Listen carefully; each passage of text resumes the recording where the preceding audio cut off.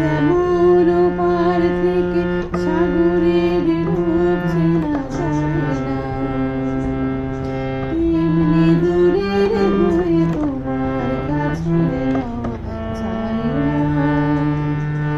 তোমার বুকের গান মুক্ত হয়ে ফিরে কণ্ঠ তীরে মহাসাগর তীরে।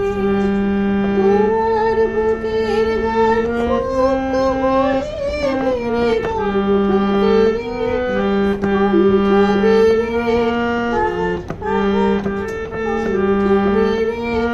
মহাসাগর তীরে।